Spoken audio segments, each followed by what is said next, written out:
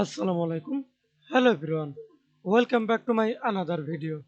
In this video, how to merge text from three cells in Excel.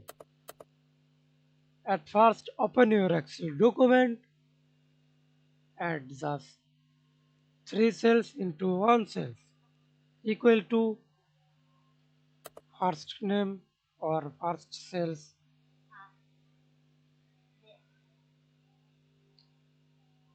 space and space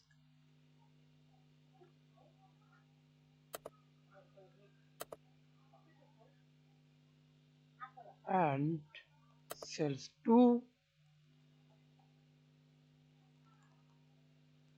space and space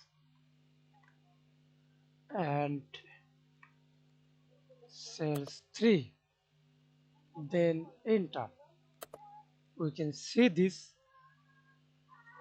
three cells into one cell and double click to copy multiple cells. Thanks for watching video. Please subscribe to my channel, like, comment, share.